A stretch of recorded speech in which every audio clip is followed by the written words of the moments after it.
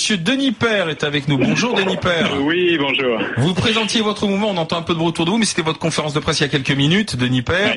Oui. Donc vous allez aller aux élections municipales pour faire entendre la voix de la France, si je comprends bien, si vous allez aux élections. On va surtout, si on va aux élections, parce que rien n'est décidé, on va surtout beaucoup s'exprimer sur les blocages de notre pays. On vit dans un pays qui est bloqué aujourd'hui, qui n'arrive pas à rentrer dans le 21e siècle, avec des conséquences de plus en plus dures pour la société civile, avec un chômage de masse, avec une précarité qui galope, avec des impôts qui pénalisent en particulier le pouvoir d'achat, tous ceux qui entreprennent aussi, qui tirent la machine économique, les artisans, les commerçants, les chefs d'entreprise et les professions libérales, avec une dette abyssale qu'on va laisser à nos enfants, avec la montée des extrêmes aussi comme conséquence. Et donc face à tout ça, effectivement, j'ai décidé avec un certain nombre de personnes issues de la société civile de créer un nouveau mouvement qui s'appelle Nous Citoyens. Mais pourquoi vous, Denis Père, avec vos amis, vous auriez les bonnes réponses à tous ces problèmes ? Nous, si vous voulez, on est différents du profil des dirigeants politiques.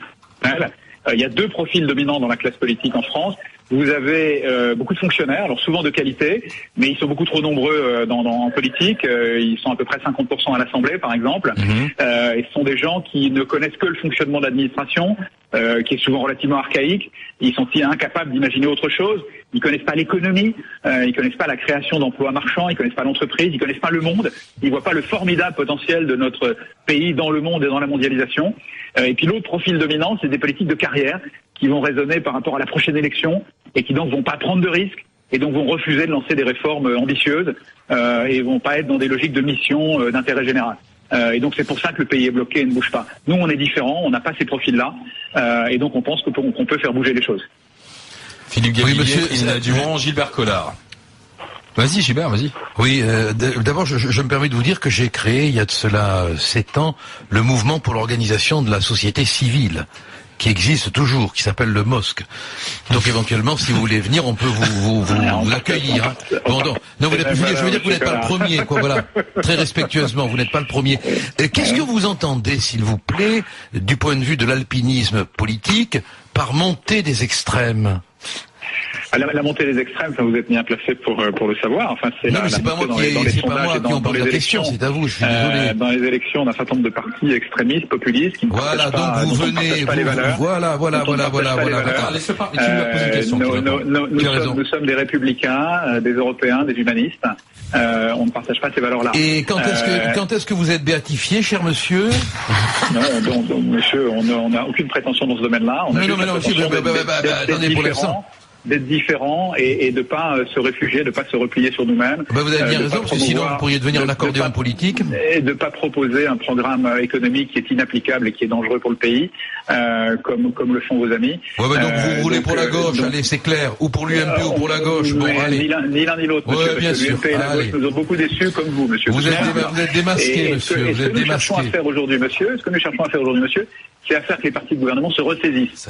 Et vous êtes démasqué. Se saisissent de notre programme, de notre plateforme, et renouvelle le leadership des partis de gouvernement, qui aujourd'hui est incapable de mettre en œuvre ce programme. Oui, alors, moi, Denis Père, moi je vais venir à votre rescousse, parce qu'on peut pas se laisser comme ça, en tant qu'homme d'entreprise, malmené par mon camarade Gilbert. Bon, vous savez, on s'était retrouvés la semaine dernière tous les deux autour d'une table ronde au salon de la micro-entreprise sur l'optimisme. On avait parlé de tout ça et de la chance. Mais je pense que c'est une vraie opportunité, effectivement, de créer un mouvement comme ça. Mais après, ça pose un problème de fond. Moi, sur lequel je vous cache pas, je suis pas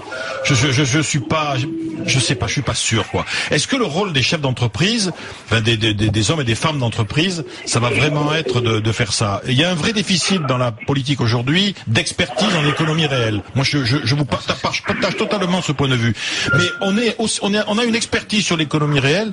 Mais qu'en est-il, à votre avis, de notre, je dis notre parce que je me mets dans le même sac que vous, nous sommes des hommes d'entreprise dans le fond au départ, mais quelle est notre légitimité dans le fond, à part comme simple citoyen, sur le reste, les problèmes de société, la famille, la place de la France dans l'Europe, les relations internationales? C'est vrai qu'il n'y a pas assez d'économie réelle dans le politique aujourd'hui, mais nous, dans le fond, en tant que chef d'entreprise, en dehors de l'économie réelle, bon, et puis de notre bonne volonté de citoyen, qu'est-ce qu'on a apporté de plus que ne peuvent pas apporter les partis? On est des experts dans l'efficacité, dans le pragmatisme, le bon sens, et aujourd'hui la responsabilité. Et aujourd'hui tout ça fait gravement défaut dans la gestion des affaires publiques en France. Et donc c'est ça qu'on peut apporter. Et au passage, je ne suis pas qu'avec des chefs d'entreprise. Je suis entouré de Français de tous horizons. Oui, j'ai vu ça, oui, tout à fait. Comme Marc Tiercelin, d'artisans, de commerçants, de fonctionnaires. On a avec nous beaucoup de fonctionnaires aussi qui ont envie que ça change, qui ont plus les moyens de travailler, qui voient un État qui part à volo, qui a un sens, qui a une conscience professionnelle souvent très élevée. Donc on a beaucoup de Français avec nous. On n'a pas que des chefs d'entreprise, loin s'en faut. Et on est des citoyens légitimes simplement parce que on est des pères et des mères de famille et qu'on n'a pas envie de voir ce pays aux mains de dangereux populistes laissant à nos enfants, des dettes abyssales et un chômage de masse. Dangereux populiste. Pour quelqu'un qui se prend pour Poujade, c'est marrant. Hein.